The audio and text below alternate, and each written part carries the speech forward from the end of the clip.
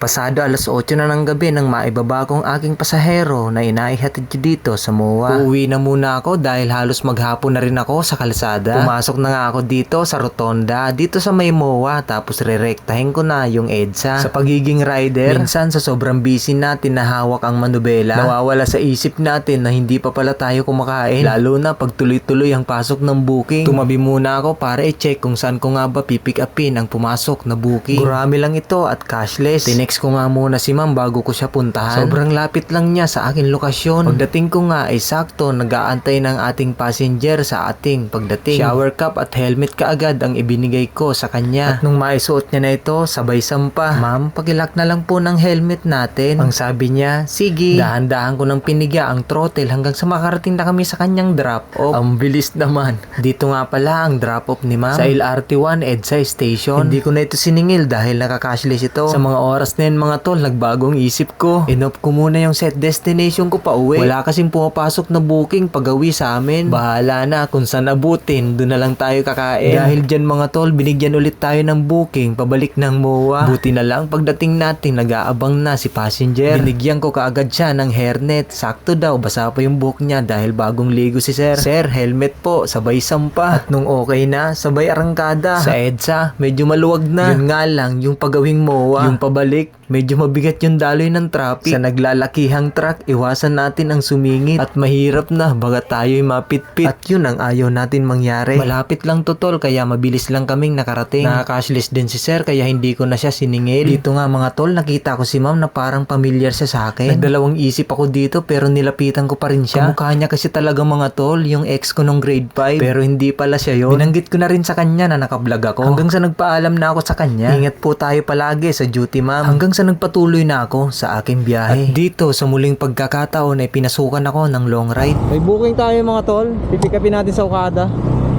Long ride to. Let's go! Tinatawagan ko na si passenger dahil magpapaantay tayo sa kanyang pick-up location. Dahil sa pagkakaalam ko ay bawal magantay or bawal tumambay ang mga rider sa lugar kung saan ay pipick upin natin siya. Ang booking ng susunod nating passenger ay magmumula dito sa Okada, Manila at ihahatid natin sa Victoria Ave sa Quezon City. Pero biglang nagbagong isip niya. Bigla niya itong kinansel hanggang sa nagpatuloy ako ng makahanap ng matambayan para sa susunod na papasok na booking. Sa di kalayuan, binigyan ako ng gurami. Ang ibig sabihin, ito yung booking na malalapit lang yung drop-off. Sa tingin ko, may hinahabol na oras si ma'am. Kaya pagkasuot niya ng shower cap, agad ko siyang inabutan ng helmet. Ang aking sakay na passenger ay biglang nagbago ang drop-off. Lalagpas lang daw kaming konti sa kanyang pin location hanggang sa nagpatuloy na kami para hanapin ang kanyang itinuturong drop-off. Medyo mahirap to, hindi kasi visible sa mapa ang itinutukoy niya. Para mas mabilis, dun tayo magtanong sa mas nakakaalam. Kaya lumapit ako kay 59. Pwede magtanong sir? Saan dito sir?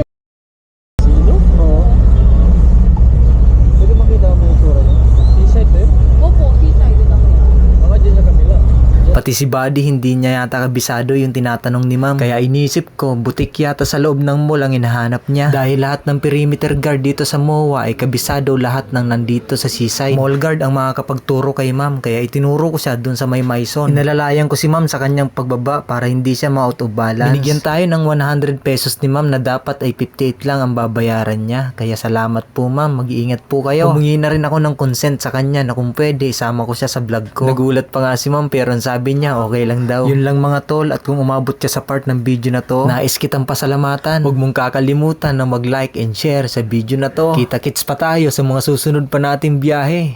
Peace out!